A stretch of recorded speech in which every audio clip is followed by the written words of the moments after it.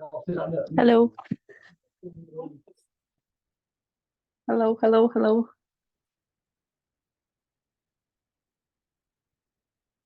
Can you hear me?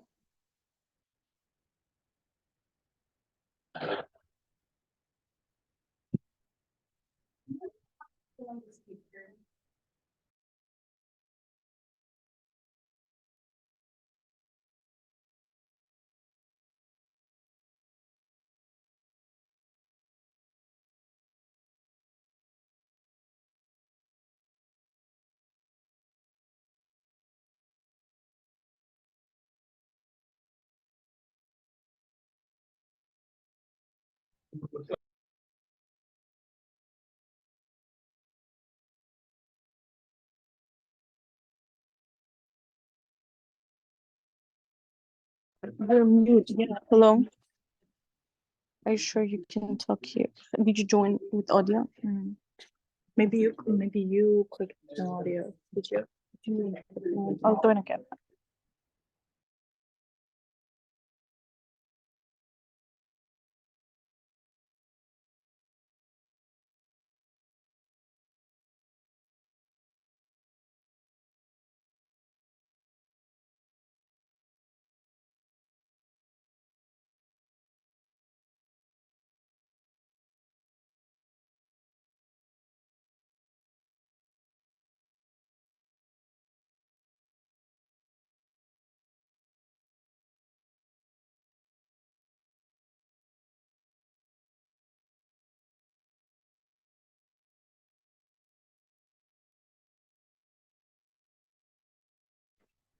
Hello. Mm.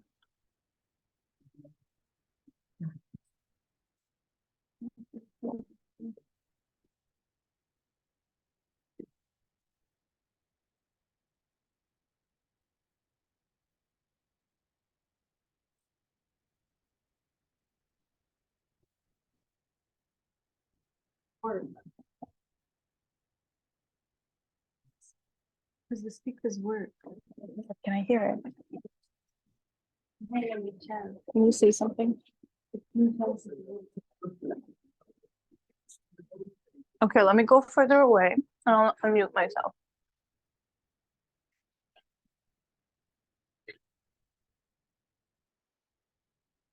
Hello, hello, hello. 1 2 1 2.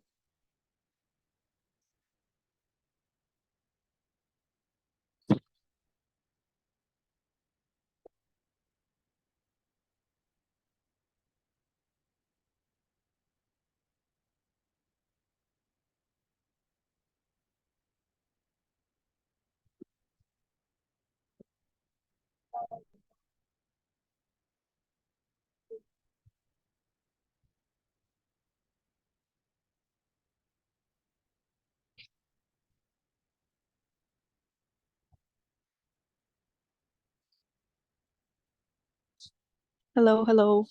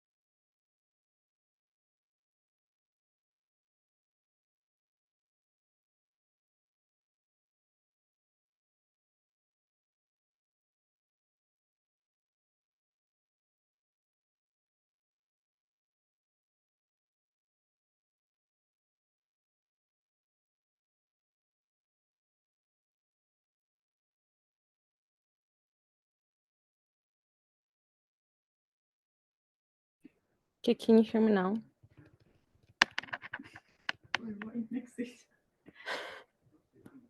But I can't hear as well.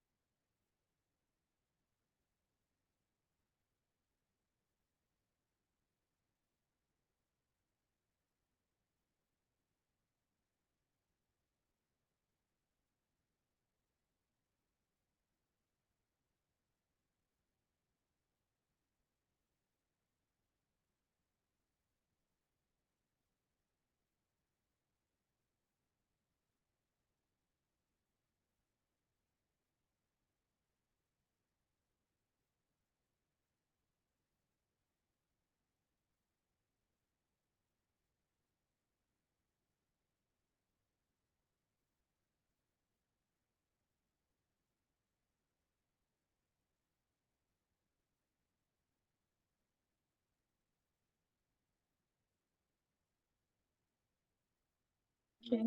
Hello. Okay, we can hear her. And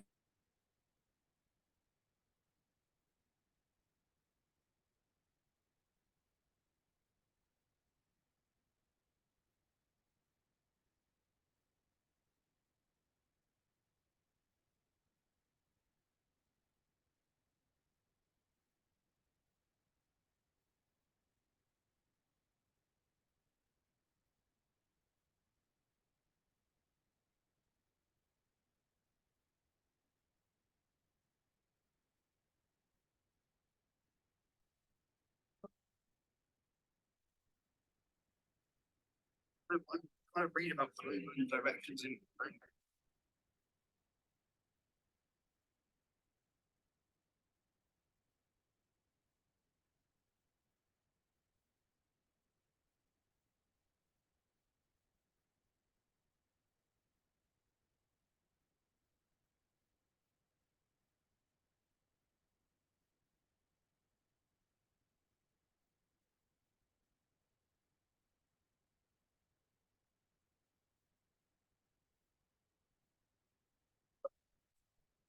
Okay. Yeah.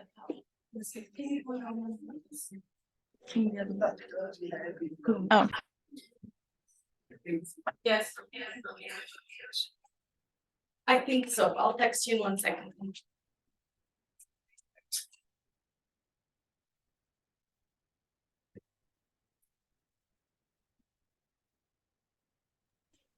hello. Can you hear me now?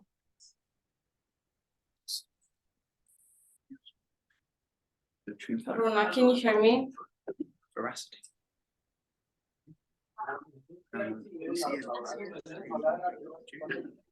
Mitigate climate change. Hello. Yes, I can hear you. Let No, me you just would be paying figure 3 out how to million make it trillion. louder. Yeah, because the Can you entire say global something again? economy is worth lots of trillions. Go say something again. I need to try to make it louder. Huh? Where did you mute me at? Oh, sorry. Can you go again? Because I'm trying to make it louder. Choose one. Going outside and talk to What's happening? It's been technical issues. Oh, we've still got 11 minutes You're before. knocked out when TW. Okay, can you hear us? Yeah, I did that. I think I did that. We did it for like. Can you say? Hello. Okay, can you say it again? Told off and they emailed her parents. Come again. Okay, turn it off.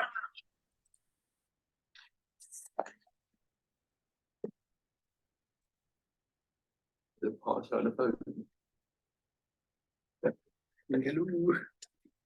Hi, Sarah, can you hear us? Is it fine? I can Okay. indeed. We can hear you as well. We're not ready yet. I'm just testing out if everything. Yeah, I'll put myself back on mute. Shall I test my video? Yes.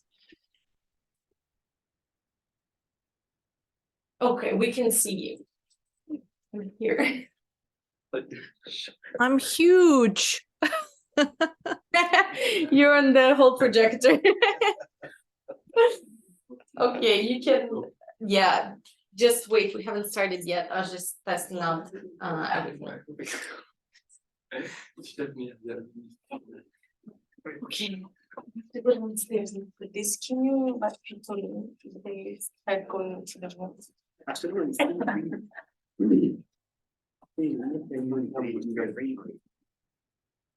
Green jobs. Okay, let's find this part of the room. behind me for which any few jobs.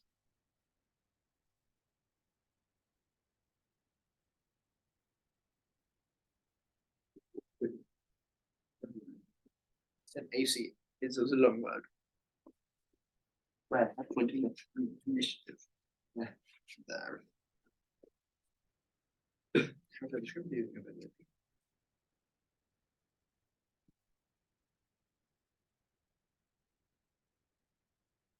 You'd have this.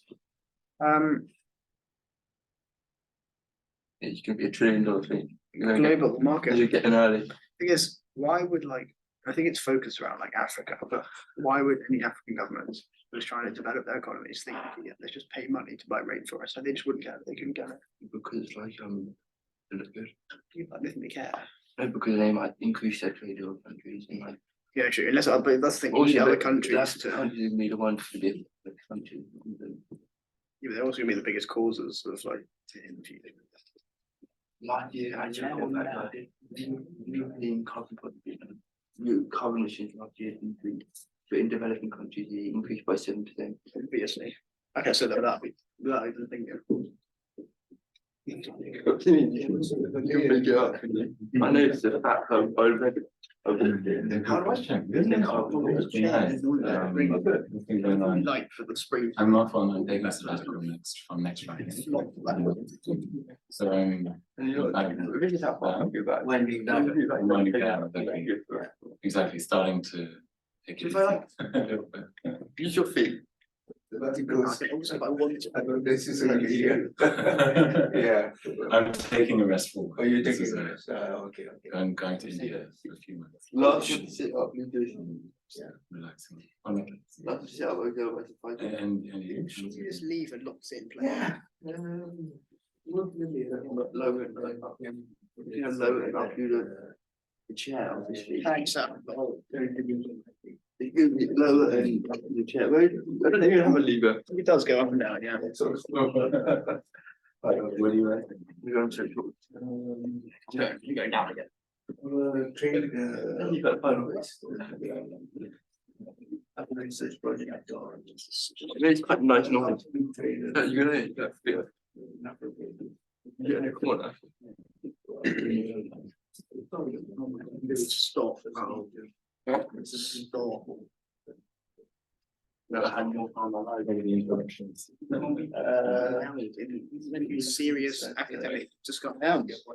You're No, we're discussing it. Ritual, of course, yeah, but, yeah, but, you know, I just wish I could have a whole day in a, you know, and just, work, but anyway. How do I do it? You can have. You just imagine. Yeah. But, you know, I was looking forward to this, tonight because, also doing. Just go inside and then go upstairs. You don't. Where are you at the moment? You go to the marketing building. Yes, Yeah, just go in. Go in and then go up the stairs. Signs. I'll find him. Louis gonna go find you. Look real weird. You might have stuff on the issues around this. We found it.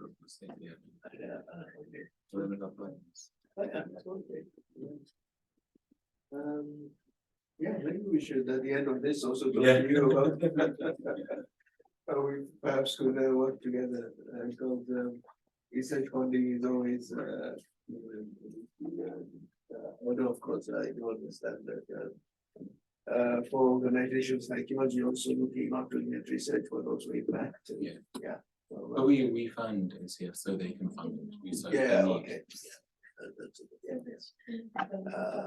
But all the same, yeah, I mean, we are not ACF, so. Yeah. Yeah, we could also have a separate conversation, yeah, with this.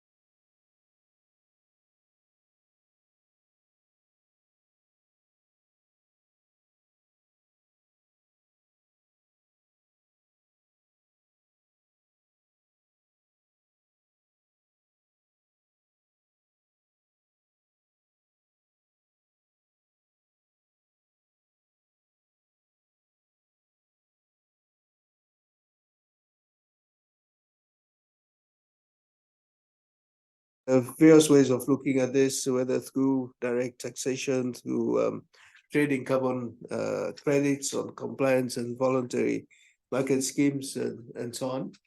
But what is clear is that there is much disagreement around how to proceed with all these options around carbon pricing. Much disagreement also about the pricing levels themselves, on taxation levels and on trade measures that have accompanied all this discussion about carbon pricing.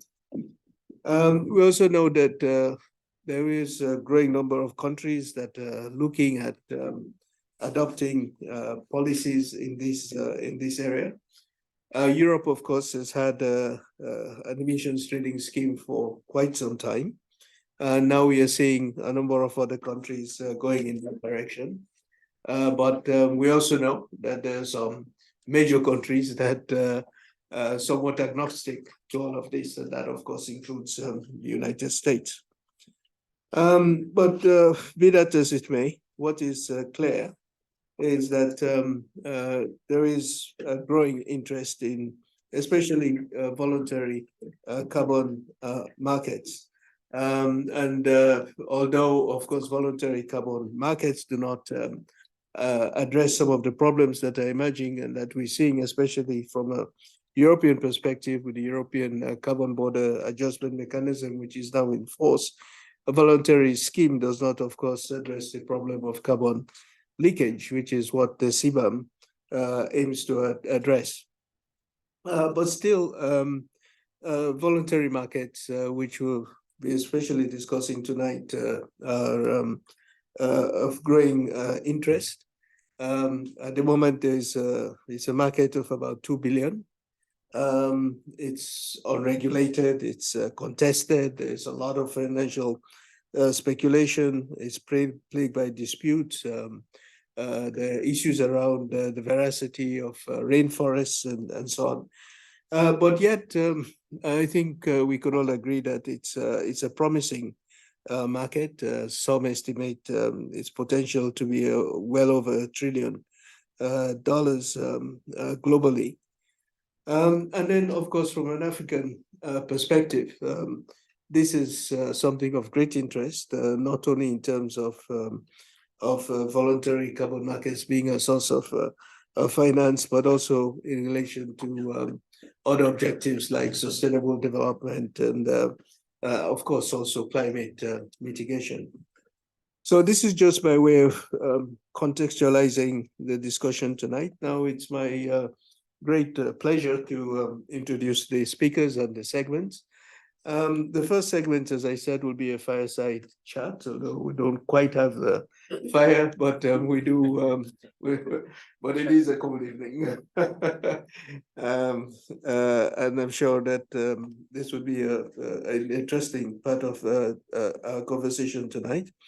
And we have my colleague, Desley Massey from the Firoz Lalji Institute for Africa, who would be chairing this segment as well as the second segment, and Desley will be having this conversation with Martin Berg, who is CEO of Climate Asset Management. So welcome, especially to you, Martin. Then the second segment, we have 4 speakers. We have Vedanta Kumar, who is a senior manager responsible for climate at the Children's Investment Foundation. It's been a pleasure to meet you, Vedanta, and welcome. And then we have 2 LSE colleagues who are joining us online. And these are Professor Sarah Gordon of the Grantham Institute and also Dr. Ben Filewood, also of the Grantham Institute. And welcome to you both. I know you're online somewhere. So without further ado, I guess Disney, I can turn this over to you, and I'll come in at the end, perhaps with a summary if it's necessary, and but let's take it from here. So over to you, Disney. Thank you so much for that warm welcome, Professor David. I'm really pleased to see so many of our students here today. I think our guest today, Martin Berg, it will be really interesting for all of you doing your studies here at the LSE. Martin's had a very interesting career and is a very interesting interdisciplinary thinker. So if you want to get involved in climate action, it's a good indication of what you should do when you finish your studies. Martin, start maybe by telling us about climate asset management. What does your firm do? And what are its investment funds and strategies aimed for? Yeah, perfect. So firstly, thank you very much for inviting me. I think I can be LSE for a long time. So very impressive here, what I've seen so far. Yeah, so I'm Martin. I'm heading an organization called Climate Asset Management. We are an independent fund manager, asset management firm based here in London. We have two shareholders. We have on the one hand side HSBC Asset Management. So that's the asset management arm of the global bank HSBC, and the smaller company called Pollination, the specialist investment advisory firm. Those two, it's actually an interesting story. So I joined them in 2020, literally, I think in March 2020, I think I signed my contract and we all went to lockdown. And the one thing they actually managed to do is to meet the HSBC team and had one physical meeting, and then we negotiated a joint venture over 5 months completely on Zoom, which is, I think, to this day still something that I would call a small miracle, because it was a time which was really weird. Everybody was at home, everybody was kind of and especially also some of the very senior people at HSBC, they wanted to demonstrate that they still want to do something. And there was lots of excitement about working on something on climate. And in particular in HSBC, they really wanted to go way beyond climate and focus on nature. And that's what my firm does. So the firm is actually, even though you will hear later, I have a very long background in carbon emissions, climate. What I'm actually much more doing now on a day-to-day is I'm running a firm and we're investing in what we call natural capital. And we can do this on the one hand side, actually without even focusing on carbon, investing in agriculture and forestry, but we are also running in an investment fund for corporates that actually are participating in the voluntary market that was just mentioned. Great, thanks very much. And yeah, I think people maybe had some bandwidth during lockdown to get some important initiatives over the line. And what have been the milestones since inception? So we are now 3 years old. We launched our first two, what we call investment strategies. So we have one strategy, which we call our natural capital strategy. And we're investing in forestry and agriculture, mainly in developed markets. So we are in North America, we are in Europe, we are in Spain active, but also in Australia and New Zealand. We just actually closed a really interesting project in Australia where we converting very intensively farmed sugarcane to macadamia.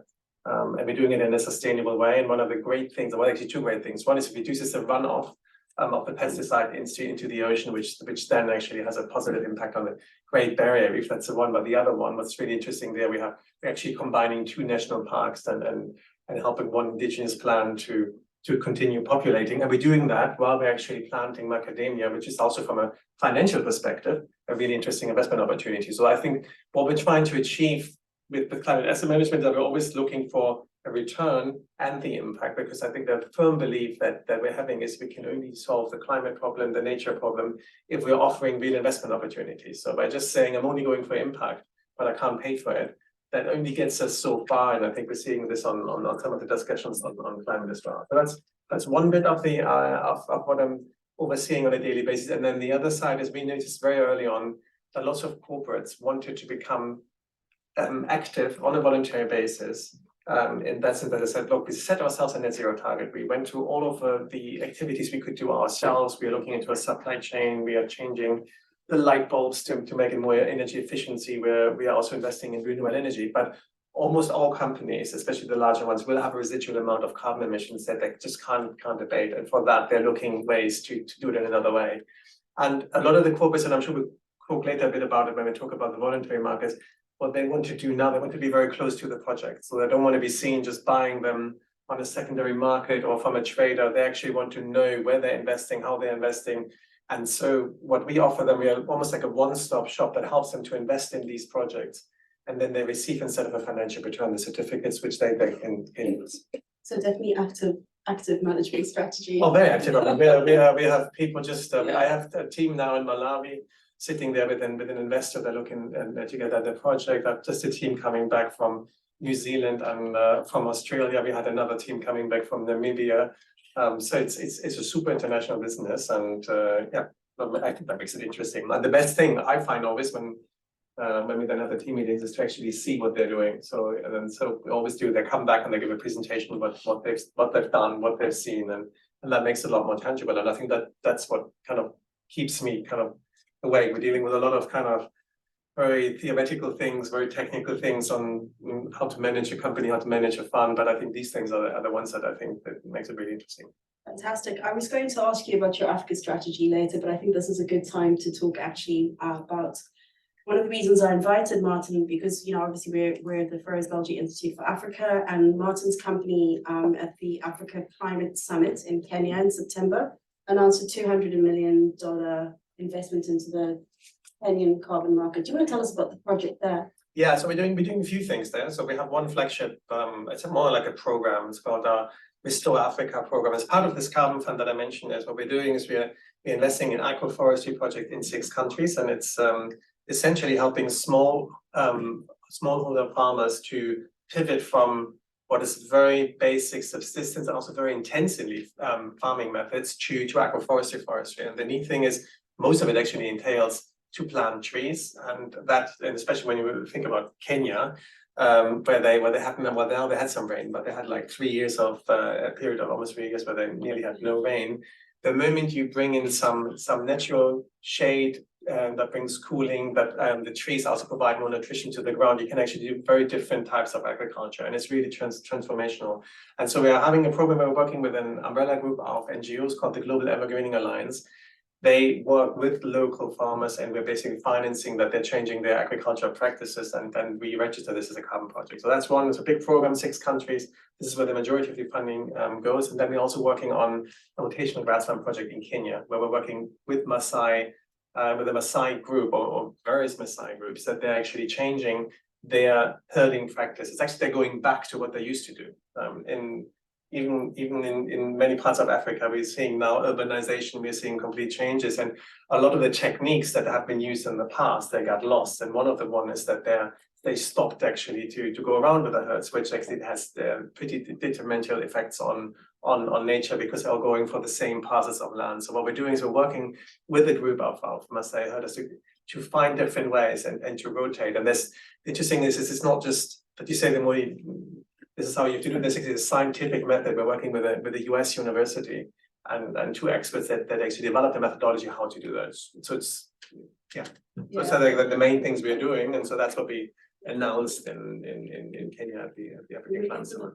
Panel, I think you can find Ben's research really interesting. It's interesting you raised this about the unintended consequences of industrialization. You know, this came up on Saturday when we had the China Africa conference. So I said to people, you know, there's this kind of model where industrialization is manufacturing fossil fuel led, but is that really the best thing for the planet, for people, for society, for prosperity? You know, green industrialization. I think what you're doing, what you described there, sounds really fantastic to me. But let's zoom out from the investor's perspective. Why is that good value? I mean, what's the alpha? What's the sell For the investors. for this particular project in Kenya? For that, yeah. well, I mean, so we're doing this ultimately to receive carbon credits. But what we noticed is, or what most of it's these are larger firms that take it very seriously, that want to engage in the voluntary carbon market. They're looking for more than just a carbon benefit. If they were doing that, they're very cheap credits you can invest where you can claim I reduced emissions. I think what they are all now saying is, look, we want to have dual impacts. We want to also make sure that there's a local community benefit and that there are so-called co-benefits. And that's also something that we generally measure for all of our strategies, particularly when it comes to biodiversity. And so I think that's one of the key reasons. So most of the corporates that are now taking money in their hand, they will say, I'm not only doing this for the emission reduction, but I also have other goals in that. So that's fascinating. When I interview people like to talk about their projects and the work that they do, but I really am interested in what drives people to do these kinds of things. What drives you? I mean, tell us about your background, how you ended up doing climate. Yeah, I mean, maybe my background is I actually came to the whole climate story almost a bit more by happenstance. So I'm German and I studied in Bonn where the Climate Change Convention happens to be. And as a student, I stumbled into these conferences, which happened to be the Climate Change Conference. But that was '98. It was a very different. I think next week they're going 70,000 people to Dubai. I think back then it was a very, very small conference. There's a hotel in Bonn called the Maritime, which is smaller than most of the big hotels here in London. And this is where all the conferences in the beginning were held. So you get an idea how small this is. This is a real family actually coming together. But I was immediately, so I worked as a student and I tried to understand what is it actually what they're doing. And so I thought, well, if the scientists are right, then this is the topic of the future. And I wasn't necessarily as interested from the environmental aspect. I was never really kind of like others are saying, grow up and say, look, I love nature and I really want to protect it. I actually found it really fascinating, much more from a political, economic, financial, from an ethical perspective, from the whole question of justice. And so I was back then actually studying political sciences. So and I thought, wow, this is super fascinating. And it's done under the UN. So the whole Kyoto Protocol, which then came up with the flexible mechanisms, which allowed that was kind of the first time on an international treaty where the trading from emission reductions was kind of spelled out. I thought that was super fascinating, and I immediately started to study that. I found a professor in Germany at my university that was super interested in that because that was the newest thing. And then I made a career out of that. I ended up I did an internship afterwards at the OECD in Paris. And again, you have to think about back then the OECD, which when you look at their website today, they're all about climate. Back then, nobody wanted to hear anything about climate. We're not even the group I was working for, the environment department, was not even allowed on the main campus. We were in a small office somewhere in Paris. And when we were coming, they were looking at the hippies coming basically. And so it's really interesting to see how this has changed now over time, and how also the economists in particular, I think, have changed how they look at climate. Right back then in the late 90s, if you pick up an economist from the late 90s, you would see that the economists would have said, "Wow, we're just growing ourselves out of this. This is not a problem. We will be richer in the future, and we will be so rich that we buy technology, and it's no problem." And so those are the type of things that really motivated me. And then I wanted to actually I did another degree, a bit more finance focused, then afterwards in New York, and I always wanted to work for the UN. And that was actually my biggest my biggest goal. And I had a job after that at the UN. It was financed by the German government. But then I met the hedge fund manager in 2005. So that was the time you just mentioned, the EU emissions trading scheme. That was just when the EU emissions trading scheme was starting. It was just about when the discussions came that the Kyoto flexible mechanism would be actually ratified under the Kyoto Protocol. And he said, look, I raised $500 million. I want to do this carbon trading. I have no idea. I need people like you. And then I just started working there, and after a month I called the UN and said, no, I'm not coming. And since then I'm in this market. So that's kind of what drives me. And so it's not, I think the whole kind of the environmental side for me came much later, but I think in the beginning was really this fascination of the way, and it was again, I think it was a very different time. I look back now, it was the late 90s when globalization was at its peak, right? When we were actually believing that cooperation could change everything. I mean, I still believe that, to be honest, but I think it was the general mindset was very different than what we're having today. I want to ask Martin like 4 questions at the same time. I'm trying to pick one. So let's talk about that time. Martin's been to a lot of COPs. He's been to, this year will be his 12th COP. Since COP6, he's been to most of the COPs. So Martin, do you want to tell us, I mean, what do you think has been achieved at COP, and what do you, that's a big question. And I mean, all this idealism that people started with, and what needs to be done now? I think what really changed is that the whole topic is now being elevated to something which is a real priority. And I don't think that's for me the big change. So we see now we are getting a little bit in a dip, but I always describe the climate as like this. Sometimes it goes up and then we have an economic crisis and then it goes down. And I think what you've seen now at the moment, I think the big difference for me is that it is now ingrained both in company policies, in governmental policies. Yes, the US federal government, you mentioned, they still don't do anything. But when you look at the US states, it's completely integrated. There's there's no way back, and I think that has changed. And I think that the whole dynamics of this conferences, which I think is also to some extent a problem for the UN, because almost the big decisions are now, it's so big that it's taken out, and they are now ultimately, again, Biden makes scene now, and that's probably the best hope for a good outcome at COP. And I think that's probably how, I mean, that's in a way it's positive. On the other hand, it also has changed the whole nature, of course, of these conferences, right? So it was a very niche conference. I think not many people even knew that these conferences were happening. That's a really recent thing. And there was lots of skepticism, and I think now there's still a few people saying it's not happening, but I think the argument has shifted completely, that it's probably more to say now, yes, it is a problem, but not now, or again, the same economic argument, let's just invest in technology, and then we will be rich enough to, we grow, and then we grow ourselves out of the problem. I think the narrative has changed quite significantly. In fact, we had a very interesting conversation on the way here, coming to the LSE, about why these voluntary carbon markets. I was asking Martin to explain to me why the Article 6 methodology that's going to be discussed at COP is so important. And we were having a discussion about all of the things that were mandatory allegedly, and then Kyoto, which countries didn't want to do, and not everyone started pointing fingers. You didn't do this. Then the other countries are trying to do things voluntarily and set an example. And then Paris, there were, Martin, do you want to talk about some of the controversies and why now we see countries having to lead by example because certain things are not being done?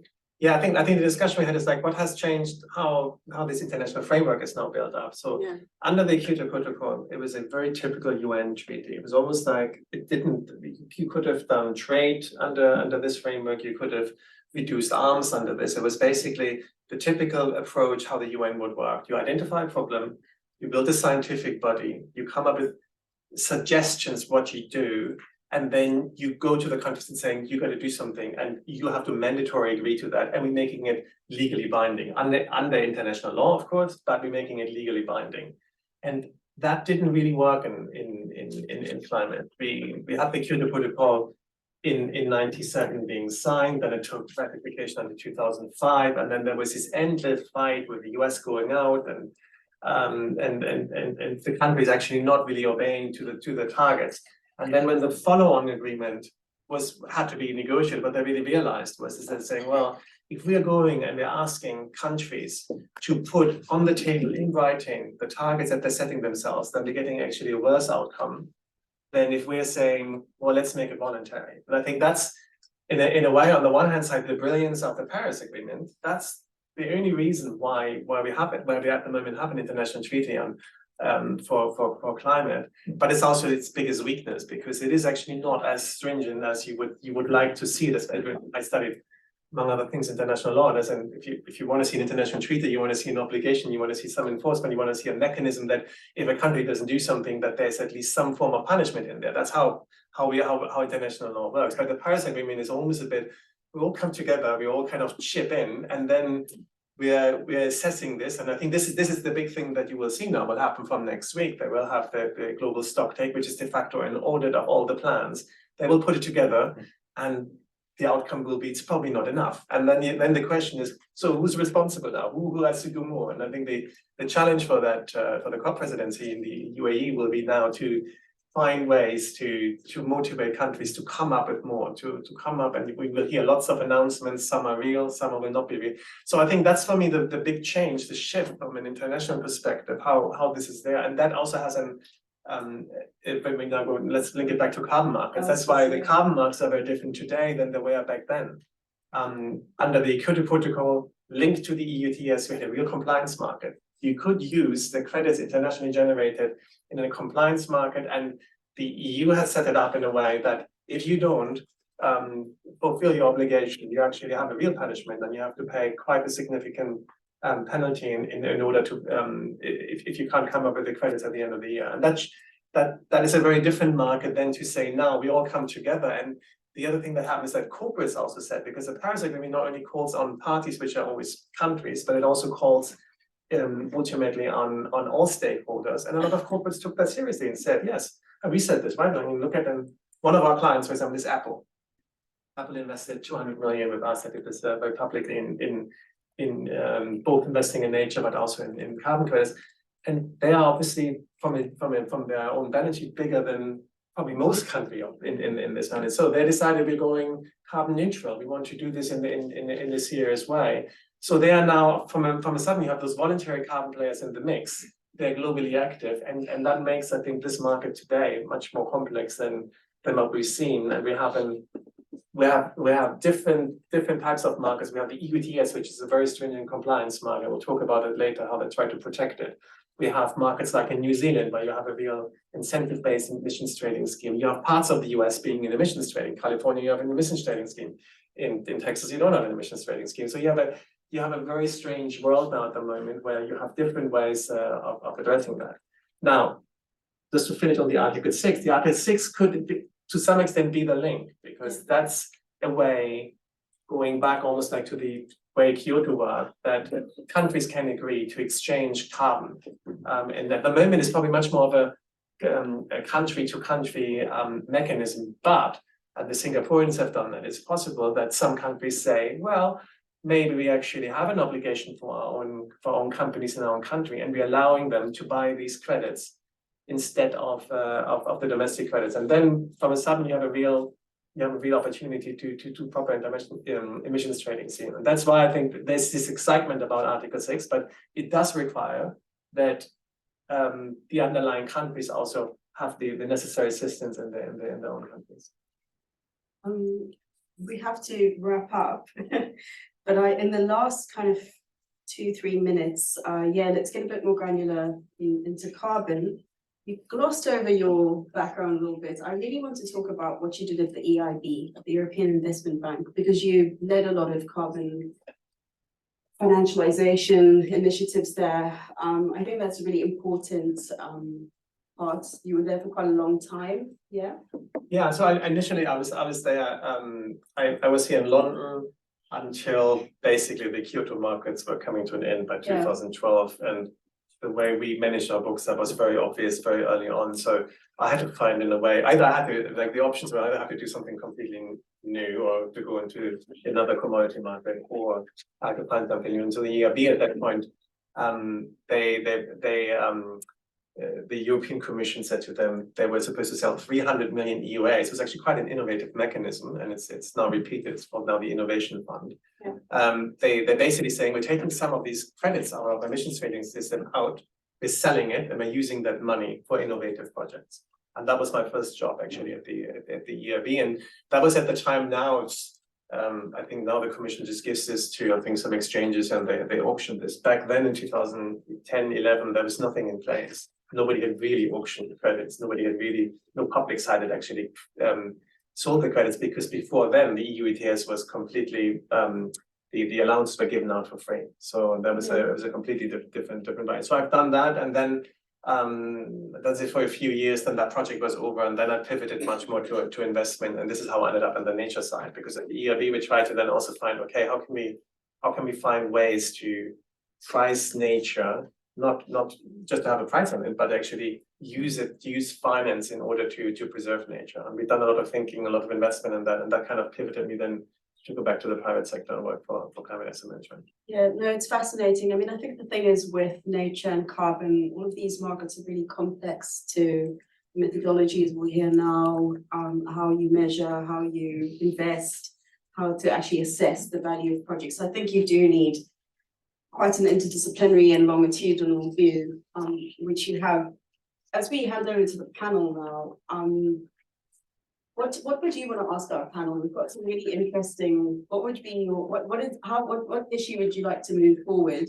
So you asked me, and I kind of perspective is like, what will COP28 bring for carbon markets? So maybe we can ask that, because I think that would be an interesting question, but I'm not too sure about. Yeah, I've asked Professor David as well to tell us in his summary. So it's some homework. So yes, so Vedanta, would you like to come and join us? Thank you very much. Let's give a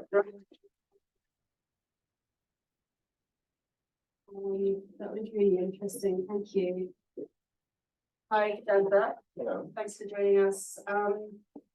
So Vedanta Kumar is Senior Manager in Climate at the Children's Investment Fund Foundation, and it's a philanthropic hedge fund? It's a philanthropic organization. Yeah. It's not linked to the hedge fund, but the money, like Soros has lots of money from betting in the right way, and Gates from software. Our founder has lots of money from his hedge fund. Yes. Yeah. We'll talk about your founder a bit more later. So I think just with this panel, I'll introduce myself as well. I'm Dr. Lalji. I'm an economist and a journalist. I can't decide often which one I like more, but I'm a visiting senior fellow here at the LSE at the Firoz Lalji Institute for Africa. And thanks again to Professor David for introducing us, and to all of you for joining us, especially to our students. I also want to thank our comms and events team, especially Sophia, who's been amazing and has set up everything for us today. And yeah, so last but not least, I would like to thank the Pulitzer Center for encouraging me to do this event and to continue my work on carbon markets. So this for me builds on a journalism project that I did with the Pulitzer Center.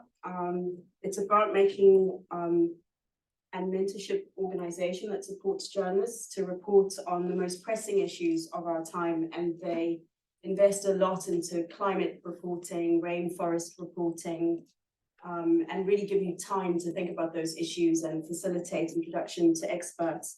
And the Pulitzer Center is currently taking applications for its Work and Environment Initiative, which is to encourage African and European journalists that want to explore how climate change is affecting the world of work. So looking at how a warming planet is affecting working conditions and the rights of workers. As for me, my interest in carbon markets began after COP27, as Professor David mentioned, because there Senator John Kerry advocated again for the return of carbon markets as a way to limit climate change as the world's transitioning to net zero. As you know, we're not meeting some of the objectives that were set under Paris, and these carbon markets are a way to kind of help companies to offset their carbon footprints by buying and selling carbon credits on the global market. And thanks to Professor David for explaining to us the difference between how some of those parts of the market work. As I see it, these markets exist in the absence of a political will to levy a carbon tax across the entire global economy. And unless you have the big polluters like US, China, India, representing 65% of global emissions, just dragging their heels on this issue for years and years, it's going to be really difficult, in my opinion, to bring everyone to the table. But anyway, that's why these carbon pricing initiatives have come to the fore, whether through the compliance markets, which are run by governments, or the voluntary markets, which Martin so eloquently explained. Yes, so in this panel, we want to explore how we can get these carbon markets to deliver better value in the global policy mix. And I'd like to introduce our guests as well, who are joining us online, Sarah Gordon and Ben Philawad. Sarah, thanks for joining us. Sarah was my mentor on my Pulitzer project. Sarah is a very, very accomplished journalist. She was the business editor of the Financial Times for 18 years, and she's done some amazing work on blended finance. She joins us from the Grantham Research Institute, and Sarah will talk about some impact investing priorities as well in this market. Sarah is also the inaugural CEO of the Impacting Investing Institute. So, and also Ben Philowad's joining us from, is it Ottawa, Ben? He's in Canada right now. That's right, yeah. So much colder than we are. Thanks, Ben, for joining us. Ben's assistant professorial researcher at Grantham Research Institute, and is a conservation research scientist, does a lot of work on methodology, and I'm really interested to hear your views. I'm going to make sure to bring you and Sarah into the conversation, Ben, because I know when you're online, sometimes it can be difficult to be included, but I won't forget about you, I promise. I think Vedanta, let's go to you. So, I mean, you gave us a little bit of an overview of what CIF is. Tell us what you do there in relation to carbon markets and CIF's investments, and what is your view on where carbon markets are at now, having heard from Martin in the fireside chat? Sure. So at CIF, we're grant-giving organizations. We fund NGOs around the world to try and accelerate action on climate change. That can be litigation, campaigning. It can also be insider advocacy to governments and ministers. And my role is to oversee a few of our portfolios. Carbon markets is one, litigation actually is another, and I work on global land use especially in Brazil and the Amazon is another focus. On carbon markets, so my focus and our focus has been kind of threefold, has three dimensions. Like one is we entered this space when, at the time when Shell said, we're going to have a 1.5 degree plan. This is fantastic, but we're going to plant trees the size of Brazil. And Brazil's pretty big. You can't plant trees the size of Brazil. So we were like, hey, we need to stop this. We need to stop the greenwashing. And carbon markets were used as a way of slowing down the transition. And so part of our work is to try and stop the greenwashing by oil and gas companies. Another side of it is on the supply side, is we are really interested in, there is a problem that there isn't enough finance, especially in developing countries, to accelerate the transition to a green economy. And carbon markets can be one of those tools. And so the bit in the middle, so there we're trying to work with governments and think about what are the different financing tools, what's their role. And the bit in the middle is about developing these new rules. Like we've had a voluntary market, it's been completely unregulated. And because of the lack of rule, there's a lack of trust, which means there's a lack of reputational strength, I guess, if you're a company investing. So we've been trying to build the rules, and two grantees in particular we might talk about. VCMI, the Voluntary Carbon Markets Integrity Initiative, long acronym, is there to say, if you're a company, what can you say when you buy carbon credits? And what can you claim? And on the other side, ICVCM, another bit long acronym, is there to say, what credits can you buy? What are good credits compared to the bad ones you sometimes see trashed in the press? So. Yeah, so what do you think, besides regulation, is needed to scale voluntary carbon markets? So I would want to rephrase the question, because I'm not sure we need to scale voluntary carbon markets. I think there's a question about what companies, heavy emitters, need to do and how do we get them to do as much as possible. And that is really around like things like litigation, campaigning, strong regulation, like we're seeing in Europe at the moment evolving. They're saying companies need to have good transition plans. And on the other side, the question is, how do you finance a country's transition plan to a green economy? And within that, so again, just to give you take the example of Brazil, to stop deforestation, carbon credits are tiny. Rural credit is about $60 billion a year. And carbon markets are tens of millions, maybe a couple of hundred max. That's the key. The rural credit needs to be stopping financing deforestation, for example. But on scaling, I think it's about trust for us. If you are going to increase the voluntary carbon market, we think we need more trust in the market. And to build that trust, we need rules that everyone can agree on, have high integrity. And I think that's what we've been lacking. Yeah, no, I agree. I think the issue is, as I said, there's no carbon tax. So we've got a multi-speed, multi-dimensional problem here. And all the bits need to start working together to provide the best policy mix. And speaking of part of the policy mix, Vedanta, you have been a busy man. You also set up the UK emissions trading scheme. When was that? So 2021 it was launched. And do you want to tell us how long it took and how many people were involved? This is my issue with emissions trading, is that it's so complex. So I was in the UK's, I was negotiating the EU ETS as part of our negotiating team. Then we had Brexit, and then they said, okay, can you now think about how we might set up a UK alternative? And it burgeoned into a team of like 40, 50 of us. What's interesting is the UK ETS is almost identical to the EU ETS, at least when it was set up. Now they've like weakened it a bit. But it took us 4 years to do that. It's a huge time, it's so complex, this stuff. And you started off as a one-man show and ended up with 40 people. Yeah, 50 at the end. 50 in the end. Yeah, no, that's massive. But just sorry, going off topic a little bit. Why don't we hear enough about the UK's ETS? Why is that? Is it politics? It's not always good. Yeah. No, I don't. That's interesting. I think it's a smaller market, and that's probably a big reason. And it is kind of, to a large extent, intertwined.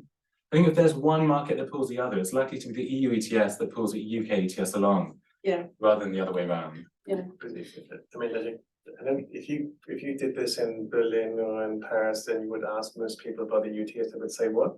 Yeah. It's not, I don't think that's necessarily something in the UK. I think it's a very niche kind of market in it. But it's interesting when you then say to people, well, in Europe, half of the emissions are covered by this. Yeah. And actually very soon 75% of the emissions, and they're like, what? Yeah. So it's amazing actually. So The UK one definitely has a very little press, right? Yeah. I hear nothing about it. Yeah, the same in Sure.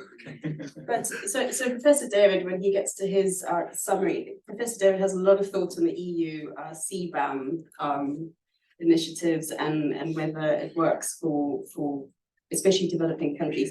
But the UK, apparently people, I didn't see it in the Chancellor's autumn statement yesterday. It was meant to be sort of tucked in there, but I think there were so many other things on the Chancellor's mind yesterday. But the UK has got a CBAM incoming, is what I hear. Can you tell us more about this?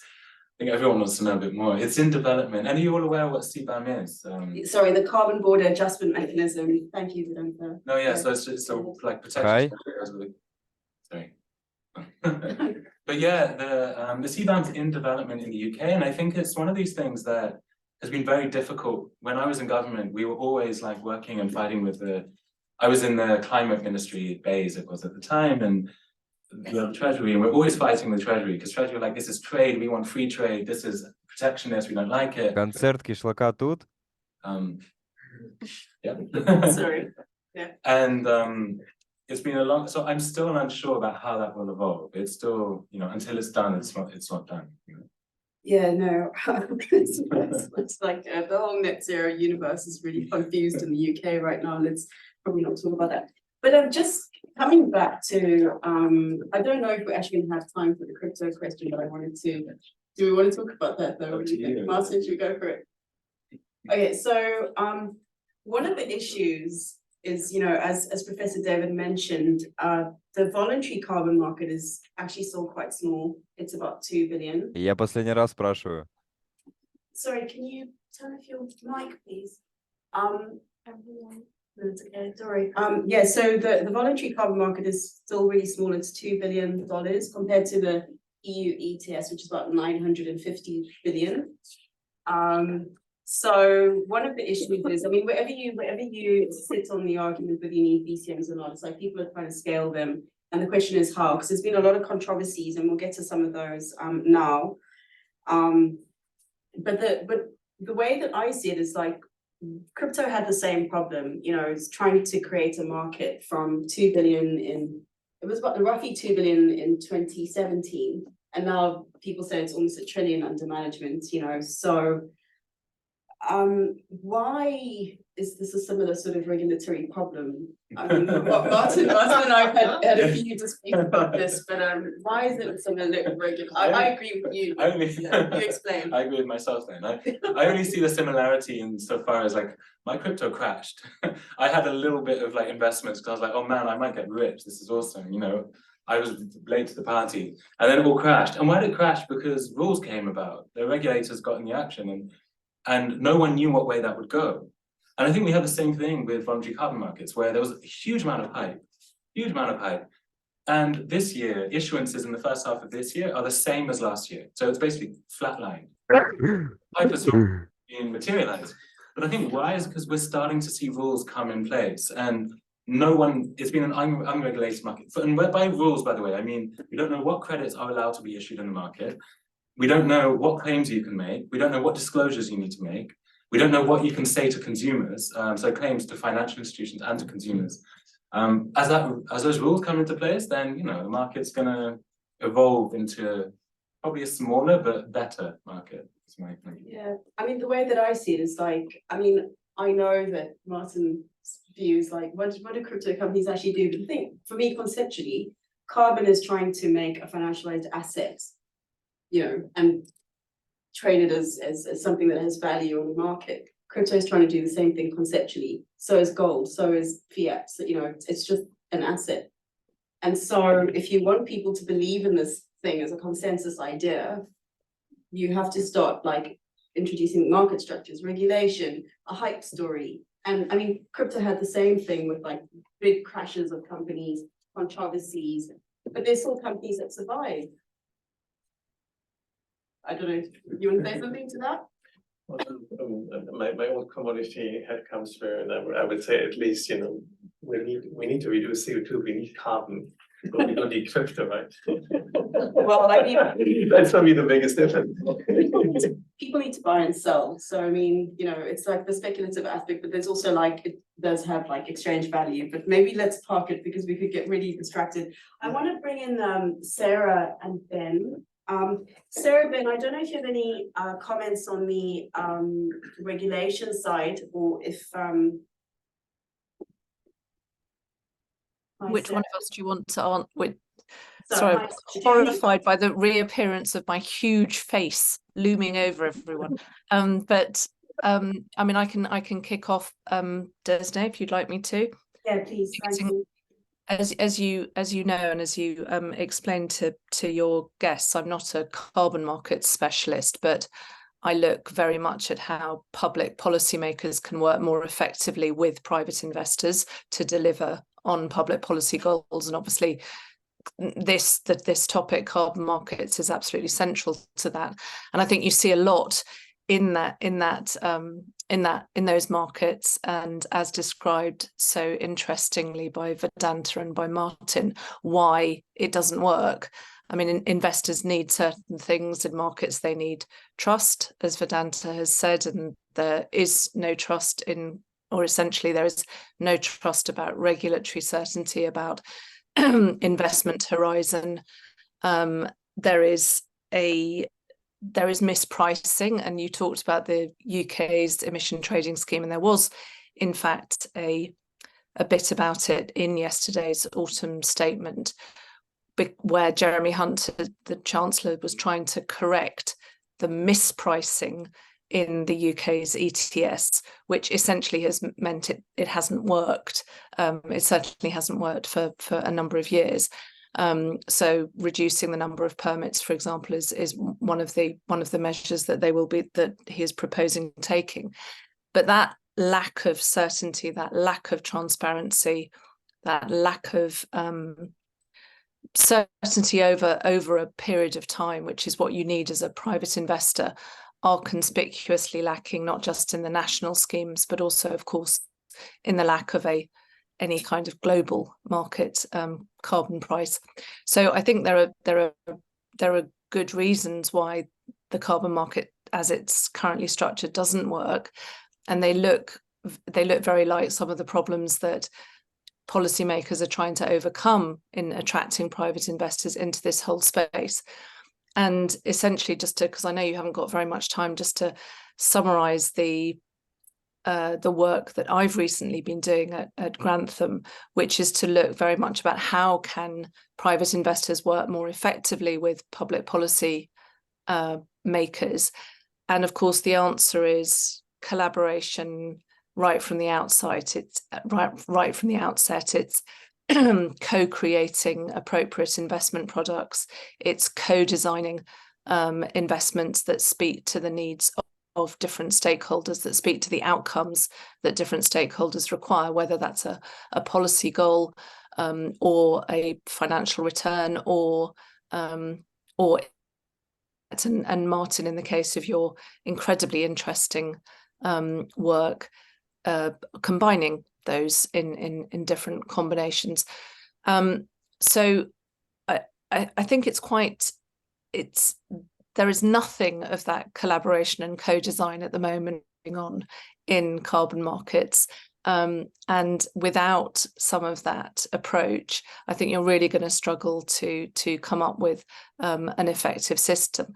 Just finally on COP, I think the thing that was really striking about the COP, which the UK hosted now 2 years ago, is that, and Martin, it'd be really interesting to hear your perspective on this as a frequent COP visitor, is the Glasgow COP was really the first one where private investors and mainstream private investors showed up in force. And I think that was such an important moment because it did show, for whatever reason, whether it's a net zero commitment or a carbon neutral commitment, as you've described with Apple, it really showed that for a mixture of reasons and rationales, private investors with big pockets, big pools of global capital are really interested in getting more capital into this market, getting more investment into this market and working towards these goals. So it's really our role, I would say, as academics and supporting policymakers in thinking through what are much more constructive and effective ways to get that capital flowing more freely into those solutions. I'll stop there. Yeah, so what you've said now about you know, the trust issues and how you get people crowded money, just come back to crypto again. I mean, there you saw at the very beginning, you had private investors who had the house money to play with, right? Because it's not like a retail market. It's mainly private investors, corporate investors, institutional investors who do have the largesse to actually have some, like Apple, some experimental money that they can, you know, see how these things might work out. And where are your funds domiciled for these kinds of investments? Because I mean, with crypto, it's like you did it in Cayman or BVI or Jersey, where it's very light touch and you can do these experimental things. So I think if you're in the investment fund business, then I would say even, I mean, you can argue about Cayman. I think the difficulty is to always bring investors from different countries together into one investment vehicle. And it's very difficult to do this in jurisdictions that are not set up for that. And there are only a few ones. So for example, we're only doing everything for Luxembourg. Yeah. So we're very comfortable there. Yeah. I think let's bring Ben into the conversation. Ben, some of the trust problems that investors have with the voluntary carbon markets arise from some of the bad media coverage that has happened. I'm pretty agnostic on the way that I report about markets, but of course, you know, Patrick Greenfield and Fiona Harvey at The Guardian had a very now infamous article saying that carbon credits are worthless, and a lot of the controversies were around UN Red plus the rainforest credits because it's incredibly difficult to measure. Gold Standard, one of the registries, the other big player, apart from Vera, doesn't invest in the rainforest credits because they say like it's really hard to measure. Do you want to talk us through your work and what you think needs to happen at a higher level besides from regulation, and talk about the design and the forest projects that inform your work? Sure, yeah. Thanks. And I should echo Sarah's concern about being 10 feet wide. And I've had a head cold for the last day and a half, so I'm sorry you get to see that in all its glory. There's a lot to pick up on in the question that you asked and the very valuable discussion that you've had so far. I'd like to start with this idea of trust in markets. And to me, coming at this from an econ perspective, it's not so much trust, although you do need that, but it's information. One of the things that we learn, early on in econ classes is that markets are very efficient mechanisms for making allocation decisions. And you can maximize everybody's well-being basically by using markets to solve certain problems. We've done this in environmental problems before. But for that to work, certain restrictive assumptions have to apply. And the standard one you all remember is perfect information. So no one ever has that. But in carbon markets right now, it's a particularly severe problem. In the case of crypto, you are trading some unit, a Bitcoin that's issued according to some sort of mathematically enforced rationing scheme. In the case of a carbon market, no one actually knows what they're trading right now. And that's what the Greenfield article was kind of highlighting to me.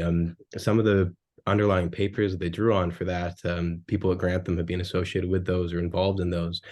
And they're not really surprising results. They're disappointing, but they are kind of what one might expect. And what they say is that it's very, very uncertain what impact most carbon projects are having right now. So when you issue a carbon credit and you try to trade it, what you're doing is you're creating the idea of a unit of mitigation impact. And because these are schemes designed to advance mitigation globally, you're creating that unit within some kind of accounting framework, which is designed to drive progress towards, generally agreed like a 1.5 degree target. So the integrity of that accounting scheme determines the unit that you're trading. So it's not like a gold bar where you can go and measure it. The carbon unit that you issue only exists with relation to some accounting scheme. So in some cases, this can be very uncertain, and in some cases, it can be more certain. And we're talking today about carbon markets writ large, but the unit of an emissions reduction in the EU ETS, where you observe the emissions of an industry, you have a declining cap, and you can actually go out and measure where those emissions are. The unit associated with that accounting scheme has a very different certainty than the units that are flowing out of the voluntary carbon markets right now. And I would stress, just as a side note, that yes, that Guardian article sort of hammered on RED pretty hard. That's because the data became available to evaluate RED projects, specifically easy to use global data sets of forest cover change. So that new data source combined with econometric statistical techniques for evaluating baselines leads very naturally to studying whether or not RED is having an impact. So this is why you saw sort of 3 or 4 studies coming forward at the same time that all found variations of the same thing. They weren't saying worthless. I mean, some were saying, like 90% worthless, some were saying 50% worthless. There's a whole massive methodological argument discussion that has to happen to figure out what actually is the appropriate way to measure such things. But at the end of the day, all you're doing is you're reducing I shouldn't say all, but what you're doing is you're reducing the uncertainty associated with the impact of a project. So other schemes that are not RED Plus schemes also have similar problems. I suspect, I very strongly suspect. We just don't have the data yet to evaluate them. So I don't think RED is unique in the carbon market world. But what I think is most important, given the discussion here about different types of carbon markets and the prospects for Africa, is to understand the variation in certainty of a unit of carbon across different types of markets, and depending on how those units are issued within each market. And this then leads to considerations, like what can you do with CBAM, for instance. I'd like to stay on target to your question. I feel like I should stop and give you a chance to redirect us. Yeah, no, I'll actually say one thing, because that bugs me, and that is this article with the 90%, because if you actually read the article, which hopefully it's on the Guardian, you can read it, it doesn't actually refer to RED Plus for the 90%. It goes back to credits that were issued when I was still working in the CDM. They're like old CDM credits, which in my mind, I didn't even know that anybody would even buy them. And I would fully agree that these credits are worthless because they were issued under a scheme that nobody's using any longer.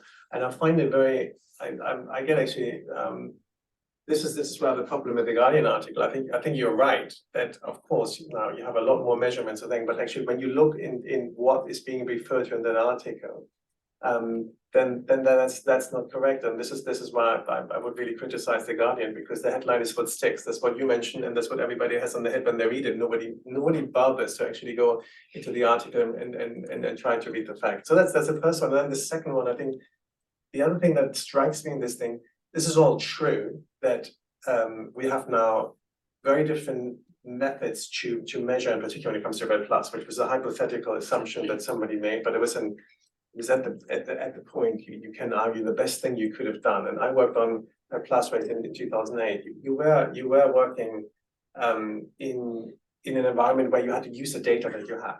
Now you have completely different. I mean, we have amazing tools now, which is great, right? But I think the really interesting part for me is now that we are in this entire kind of judging by hindsight argument. And what's interesting is, I think if you go back into I'm going back to the Kyoto mechanism. If you go back to the Kyoto mechanism, there was always criticism as well that these were all salad, but nobody really just because it was actually the UN in the end that was issuing it. I would argue that even at the beginning of the ETS, there were massive adjustments of the emission reduction. It's not no justification, but I find that the standards now put on these type of projects are saying it's just not possible, so let's not do it. And I think that's really the problem, especially, and I'm going back to the whole point of we don't have a regulator, and that's the whole reason that the way Paris is structured. It's almost like a voluntary, we're holding our hands and hoping for a good outcome. If you then hammer it as if it was a compliance market, then I think you will never achieve something. And I think that's a big problem I have with the type of approach that we're seeing now at the moment. I think it's just not. I think we will we would just every firm will say, look, well, nothing we can do. We're doing basically right in a way, and I think that's quite I have to important to ask kind of that, point this out. So. No, for sure. I can hear your pain. But I have to ask you to wrap up. Just to slow down some of the points that Martin made for the students. When Martin's talking about these ancient credits, what you need to understand is carbon credits are kept on a registry, and they call them the vintage. You know, the vintage of the credit, like a wine. This is the vintage of 2002 and whatever. And these Red Plus credits, shame that the man, Mario Bacucci, who heads up the Red Plus at Geneva, we interviewed him for our story, and he was very, very frustrated man, because he's like, no one's looking at all the acres of forests that are being planted, you know, the lives that are being transferred, some of the projects that you mentioned, that you're working on. And then also to explain to the students what Ben's talking about in terms of his research is, you know, when we measure any scientific phenomena, you can use econometric analysis, you can apply models on it. Those models are not perfect. And, when you, for example, if you do statistical analysis and you're trying to do a mathematical study, there are a variety of models you can apply. So from my perspective, I think all of the work is valuable. I don't really know, so in that perspective, I think the Guardian is incorrect in taking such a strong view, and this is just how scientific work is done. So, I'll stop there. I think we need to speed up a little bit. I want to ask you about Vedanta. You and I, when we caught up, we were talking about this kind of green gold, this gold rush of carbon credits that we're seeing in Africa. People are promising, it's the new heaven has come to earth in carbon credits. Do you want to tell us what you think about this framing of solving all the developmental problems? Yeah, sure. And I obviously speak from certain context. I don't have a lived experience of what some of the governments are trying to do in Africa, which is to secure the finance that they need and they should have. And it's pretty disgraceful that we haven't, as the global north, given the money, transferred the 100 billion and more, which have gone over. But I really think it's from how I see it, it's come out of a vacuum and a void. It's almost a desperation. None of the other financing mechanisms have materialized. And in that void, voluntary markets seem like, this is a way that you might get lots and lots of finance. I just worry that it is, I worry that it's blown out of proportion. The scale, I've been hearing things like, this is the new gold. It's not the new gold. Like, it's pretty small now, and it will probably be pretty small in 7 years' time compared to other forms of finance. So what we're really interested in is exploring the range of other financing mechanisms that can be used. So one is, we talked about a range of different compliance markets, so outside of voluntary credits. Also, what's really interesting now is sustainability-linked bonds, which are being issued. Brazil just issued one for $3 billion, which is, and it was oversubscribed really hugely. And also just the other bit of my portfolio is like suing companies and saying for their damage they've caused. Because frankly, there is a huge point about justice here and reparation, and companies should be held to account for the fact that they have caused a lot of the damage that we're going to be seeing over the next few years. Yeah, 100%. We'll talk now a little bit more about what is the best thing for African countries in terms of all of these issues. I discussed an article I wrote about global carbon tax that was raised at Nairobi with Martin. And Martin, you said that one of the best ways for Africa to attract climate finance is to focus on overseas development assistance and other governmental payments or on foreign direct investment through the carbon market. So I think I'd ask you and Sarah about what needs to happen in terms of, blended finance and really creating an environment where there are green jobs for people, but also we're taking climate action. I think you should look for any type of finance that is available. I wouldn't entirely dismiss the voluntary carbon. I would have hoped now in hindsight, again, now I'm doing the hindsight judgment, but actually what would have been brilliant under the Paris Agreement is to allow basically a mechanism where a corporate could just invest in another country and get a claim, right? why didn't we develop under the Paris Agreement a claim mechanism that would allow corporate to say in a proper way under the UN, that the UN would basically saying this, I'm happy to invest in Kenya X amount of millions, and I'm getting a number of claims so that I think many corporates would be very happy if they have this now today. And I think that there was some missed opportunities. So I think it's to some extent it is all of the above, right? And in that sense, yes, there's a moral obligation from the North, I think, to also provide finance. And I think it is to some extent, I mean, I think for the first time now the 100 billion are reached, but probably it's after 10 years with very high inflation, we kind of reached still the 100 billion. So I think there is a failure really to provide the finance. So I think it's a combination. Multilateral investment banks can play a role. I would just for me it is important. I think we will only achieve that if we're actually providing real investment opportunities. It is challenging in these markets, but that's why I'm still kind of hoping that the carbon markets can actually provide that. Sarah, I don't know if you want to make a final comment on that. Just extremely quickly. I mean, I think what's really positive about the last few years, and others have referred to this, is the increasing availability of data, increasing transparency, and the regulatory and policy push is going in the right direction. And that's very good for investors, because investors need that transparency, and they need, I mean, a level playing field is the wrong word, but they need to be able to compare different investment opportunities. And in a lot of, I mean, as I said, I'm not a carbon specialist, but in a lot of, for example, emerging markets, it's often private investors find it really difficult to properly assess risk, or feel that they're not able to assess risk, and therefore don't enter into some of the particularly climate solutions that we so badly need to attract them to. So I think that the trend is good. I mean, what I would say around just on your blended finance question is that the really the slightly discouraging thing is that over the last 10 to 20 years, you've really got some incredible examples of blended finance structures at scale, which have brought in different sources of capital to achieve incredibly important outcomes. Some of the infrastructure investment that's been done by the IFC, some of the products that, in fact, HSBC, Credit Suisse, other banks have put together, but you're not seeing them adopted or at scale, and at the scale required to get the capital inflows that we need, particularly into the global south.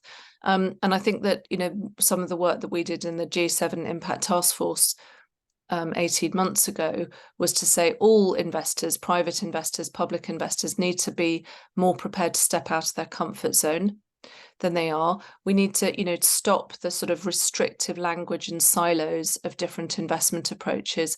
And that does require a sort of courage and bravery from private investors, which they're often uncomfortable showing, but that's what we need at the moment.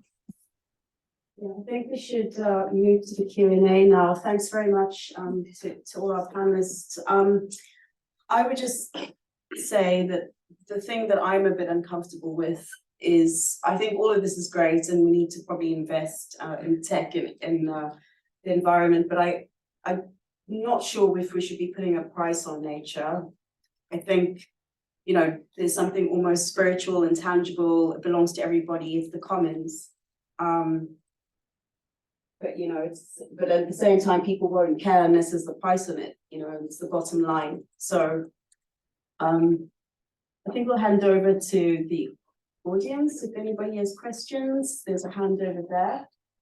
Can you try to speak louder? Yeah, I will try. Hi, very nice to meet you. It was an excellent panel. My name is Johanna Solly.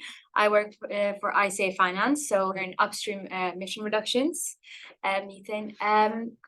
I also study a master's in information systems and digital innovation. So I guess my question is how digital can play a role in this. And I've heard a lot, how blockchain can help increase transparency, and the new initiative going on now with CAD Trust. Also, digital MRV and other emerging digital technologies. So how do you think that can be a part of the solution, and how is it currently impacting the field? Who wants to take that? Maybe let's take a few, because Yeah, there's quite a okay, few, and yeah. also, you know, since we. Any There's other another, yeah, questions? there's a guy there. Oh, yeah. I just like, you talked a lot about transparency and like the need for that going forward. Like especially in the last few years, there's been quite a lot of push around like, you know, TCFD, ISSB and all that sort of stuff. How do you think that'll play into it going forward, especially for these big corporations? Any other questions? There's quite a lot of questions. You go first, sir. Yeah, so I'm Gregor Pichnik. I'm an environmental economist. I spent 15 years in environmental accounting, so carbon and natural capital. So this question for Martin. So how do you monetize basically natural capital? So how do you give return to your investors? Is it purely carbon credits, or are you looking at other environmental, ecosystem services as well? And then the lady over there. Yeah. Hi, my name is Mahpara. I'm a development management student here at LSE, and my question is to Martin. You mentioned that you launched a 200 million fund in Kenya, right? So I want you to speak a bit more about that. Why did you place this amount in Kenya? Like, why did you think that the Kenyan ecosystem or the market was ripe for this investment out of the other countries? And are you planning on making similar allocations to any other countries? And basically just want to know the thought process behind evaluating a country in those terms. And then I think you had a question as well. Yeah, so when we talk about carbon credits, we talk about a ton of CO2 emissions reduced, but still there's quite a big divide in the perception that stakeholders, the society in general has in terms of certain types of carbon credits. So we think of a certain type of carbon credits as good, whether it's nature-based or any other credits, and then we talk about the bad credits, or there's a much lower price for those types of tons of CO2 emissions reduced. So how do you see we can address this issue and actually talk more about the impact that we're creating with the money that we put into the market, which very often actually is different, the impact that we're creating with the money in one type of project versus another. Okay, I think we'll take one more. Yeah. And there's also some questions as well about. Don't worry, I'm keeping track of them. Sorry, go ahead. Yeah. We put the other round. Are you sure? Okay. Yeah, otherwise I cannot. Yeah. I remember them. I'm gonna put the blockchain registry integrity question from the first lady. Ben, I don't know if you had the first question about, you know, could we be using technology, things like blockchain, to improve the quality of measurements and tracking these things? I did, yeah. There are some advantages there. I'm not as excited about blockchain as others. I mean, I think you could have, if you have trust in a registry and an actor, then this kind of circumvents the need for a decentralized trust system like blockchain. But the remote monitoring, I think, is really interesting. And I mean, what's going on with Earth observation satellites? The combining of these sort of data streams of Earth observation and artificial intelligence, or otherwise sort of machine-enabled pattern recognition, is what allowed us to get a better idea of what, say, these REV projects were doing.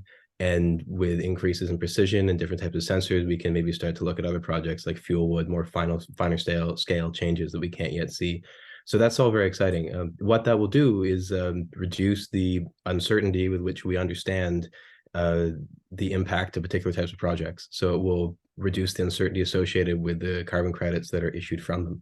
It won't always completely eliminate it. And this is, I mean, I've been an advocate for sort of a design-based approach to dealing with uncertainty in both projects and markets, because for certain classes of projects, like an avoided deforestation project, being the headline example, you're relying on a counterfactual, you're relying on a state of the world that you don't actually observe.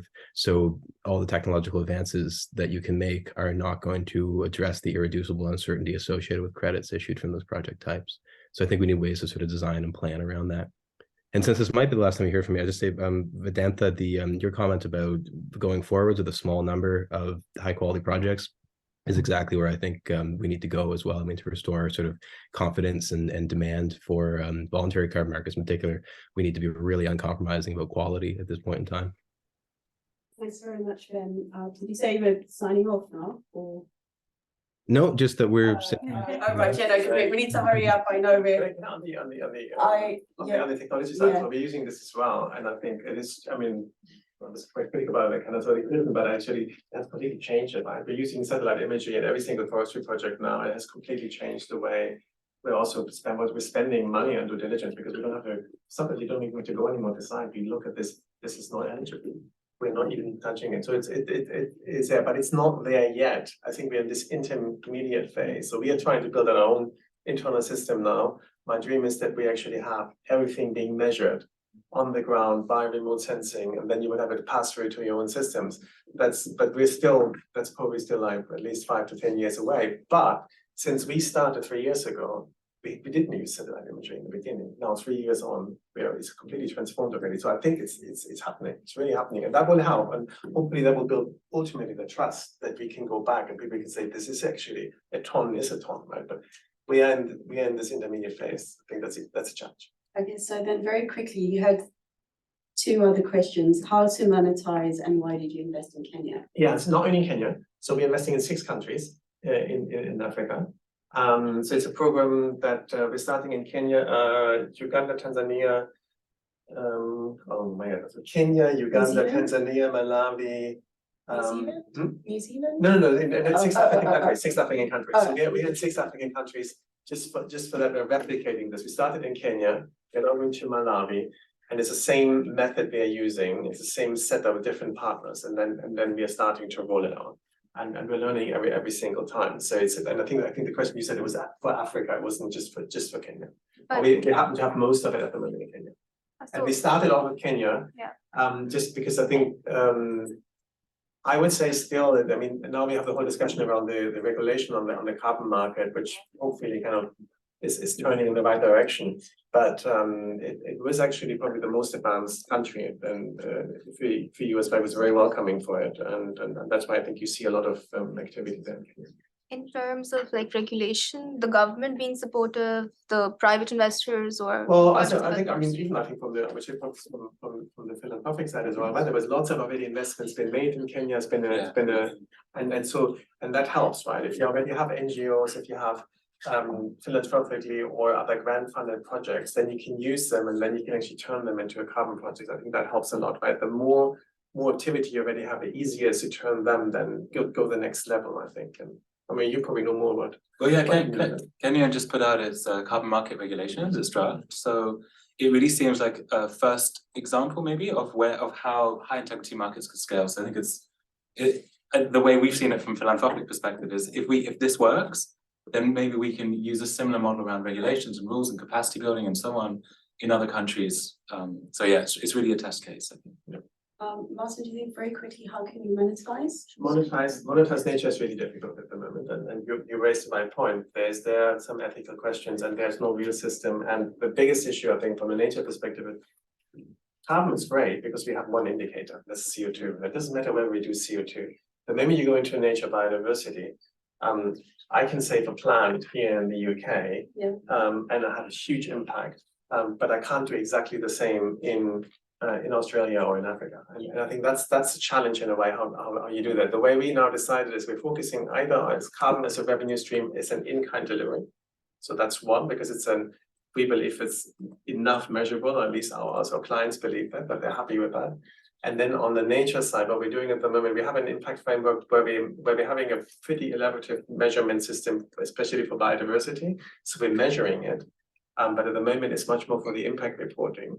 And there are some markets that are now emerging where we could also get some financial value out of that. But we are structuring the project that actually the financial return comes from other parts. For example, I mentioned the mechanism. Yeah, and I mean there are some companies like Nature Finance, Nature Alpha, run by Simon Vadet and Dr. Vian Sharif, where they're trying to, have APIs and ways to measure these things. But it's really hard. Biodiversity is really hard to do. I haven't forgotten about good credit, bad credit, and the TCFD question, but there's one that came in that I think is a really good one, given that we are speaking in the African context as well here. Martin, did you get buy-in from the Maasai communities? I mean, a lot of these projects get pushed back from all of indigenous people. The nice thing on the nature is almost every single project is it's much more of a social project than it is an emission reduction project. For me, I'm coming from the industrial side, where we've done methane, we've done industrial gases before. But this is now, in order to be a successful project, especially that it's stakeholder engagement, getting the local community on board, and especially this rotational grassland project, ultimately, the methodology is built around how you actually get the buy-in from the local community to help you. And then that we could have a whole session on that. How we do that. You look like you wanted to, and you want to. No, another we have question? somebody over Okay, there, yeah, and and then- so and then we need to wrap up, yeah, so I'll take the one on TCFD, all international standards. I've just written something about this recently, so TCFD became compulsory, I think last year, and a handful of companies have actually done reporting. One of my clients, the Private Infrastructure Development Group, which is a big blended finance, multi-government, they kind of led and did one before they became compulsory. There's of course TNFD, the ISSB regulations that are coming in. It's a big load. SFDR for funds that invest in the EU is now, that's a must. The UK sustainable disclosure regulations are coming on stream soon. But yeah, I mean, I think this doing the sustainable investment is becoming very onerous from a compliance perspective, and companies are complaining. The chief operating officers and financial officers are being kept quite busy by this, and I've mentioned TNFD as well. TNFD as Pulses for Nature. That's a big driver. Yeah, that's got May I see that one question? Because I think good credit, bad credit. Yeah, that's one of my bugbear questions, because I actually didn't understand you as a good credit, bad credit. I understood it. Why are we looking now at probably also the cost basis? So I was interested in emissions trading because I believe there's a levelized cost of emission reductions and there's a cost curve, and any rational person should start with the cheapest emission reductions and then go up the cost curve. We were here in LSE, right? That would be like simple economics. We completely turned this on the head. Like that under Kyoto, that's what we did. We were looking, okay, here are the eligible, these are the emission reductions we want to achieve. What is the cheapest? And we started with that. We are now, because we are in this murky because it's unregulated, voluntarily driven, and we're starting with almost the most expensive credits. There are companies that are buying now for $1,000 a credit from very untested technology because they don't trust any other credits any longer. And I find that's we have to go back, that we're actually going, what is nine? And for example, we tried to do in the beginning. I looked at it and it's like the biggest opportunity is nature and methane. You cannot get a corporate to buy any methane credits at the moment, especially not from the oil and gas sector. But if you really look at what in The Economist, if you read the last week's story on the COP review, the first thing they said, we got to focus on methane because that's the gas that we need to reduce if we want to solve the climate problem. So I think we lost this a little bit, and I think I'm just hoping we're getting back and we're kind of saying, okay, what is really? Let's be rational about it. What do we need to do, and let's do it, and let's do it in an economic way. Sorry, that's another one of my bugbears. No, it's okay. The thing is, I really enjoy speaking to Martin because he's got a very expansive mind, and I always learn a lot. And maybe we've tried to pack too much in because we're very behind now. I do apologize. Sorry, Our chair's been giving me a strict look. I think the lady over there, we promised that she could ask a question. Final question, please. Thank you. Yes, I'm a student here at LSE. I'm doing environmental economics. Thank you for the talk. My question is about methodological issues that were mentioned earlier, and building on all the questions that we just mentioned. I was just wondering, also from the corporate reporting side of things, the very basis of it, how to account for emissions, how to report on them, measure them first and then report on them. Because it's really like the basis of everything we need to build in order to have this whole global carbon accounting system. What are the trends? Maybe my question is more targeted towards Ben, but what are the trends that you see coming in the next years in terms of maybe standardization of all of that?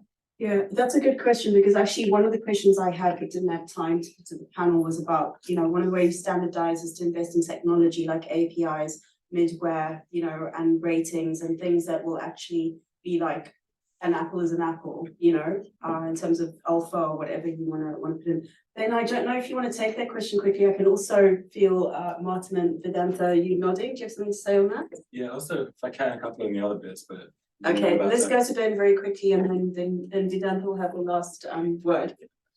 Ben, do you want to answer on accounting and methodology, please? You probably come across the aggregate uncertainty paper comparing ESG ratings and find that they all kind of measure different things and disagree about the ESG rating of a particular company. That was sort of 3 or 4 years ago now. The trend, I mean, I don't focus so much on the corporate accounting, but I would expect to see continued flux in the measuring the impact of carbon credits, particularly offset credits, over the coming years. We've seen people take methodologies off the shelf for evaluating the additionality and the impact of projects. These are statistical methodologies, but there are problems with the way that's done, and there is going to be, in the academic world, a continued debate around what's the proper way to do it. And what's the most accurate way to do it. And the risk, I think, is that that debate is moving us closer to the truth, which is that there is or is not some climate impact associated with a particular intervention. And if we are going to put these interventions, these sort of carbon projects at the center of our mitigation plans, we have a lot of urgency to figure out very quickly whether they're working or not and how well. So especially, I mean, Martin and Vedanta, I mean, people working on maybe the application side, it would be, I'd love to talk to you more about what you do on the research side and how you integrate with that kind of, it's sort of cutting edge academic work about how you measure things. And from a business point of view, I think this is probably god awful, because you'd like to know, how can you actually measure it and what's the answer? And when the answer is a bunch of hand waving, it becomes quite difficult. Yeah, so I mean, I totally agree with what Ben said, and just a couple of points. One on that is, well, we've just given one of our larger grants is something called Climate Arc, which we've set up to provide like investment grade ratings of companies and their performance. And it's trying to build a standardized way of doing that. It's really hard, as Ben said.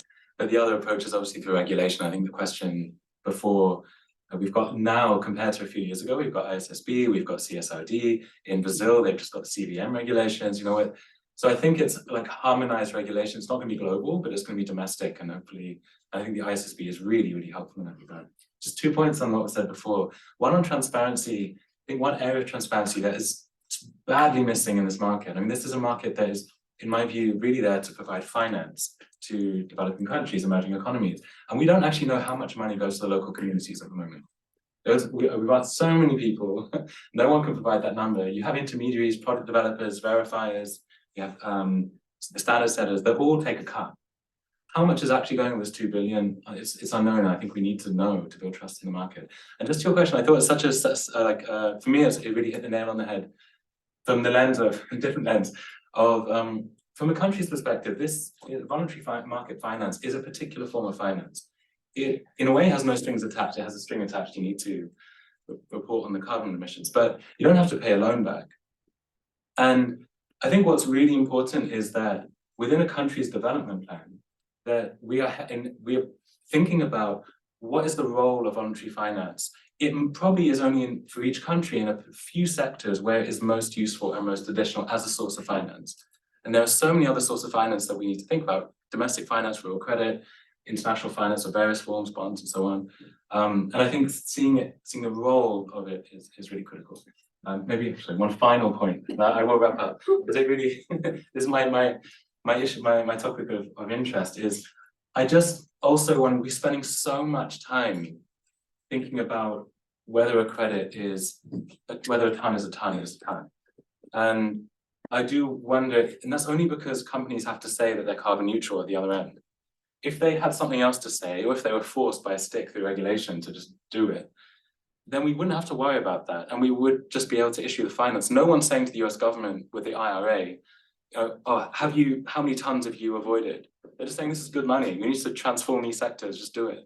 And I do think that side of it, the demand side of it, if it could have a rejig, would just help us not worry about the ton questions. I would love, well, we will have a reception as well, and we also want to hear from Professor David. We've gone really we went so over time. This LSE students, I tell you, and the guests as well have been fantastic. Can we give a round to our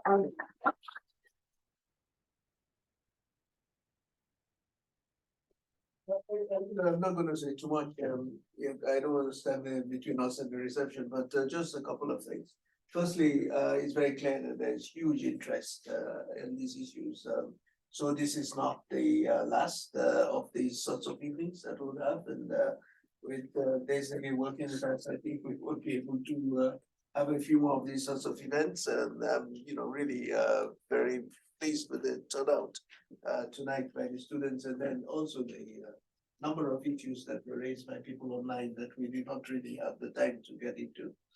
And then on the substantive side, just simply to say that on top of all what's been said, that any market does require certain prerequisites, and it's very clear from what we have been discussing tonight that all the prerequisites, whether it's trust, transparency, even the measurement of the means of exchange and the monetization issue and so on, and of course the market needs regulatory measures, harmonization, standardization. I think all these things come out very well. I quite like the phrase that was used, that we live in intermediate space. I think that also captures it. So I think this has been a very good discussion. I think, as I say, we'll be doing more work in this area at the Firoz Lalji Institute for Africa, so watch out for that. And just to thank everyone. Of course, Sophia, and to thank you as well for setting everything up, and to thank also the online audience, and of course all of our speakers. So thank you so very much. Thank you.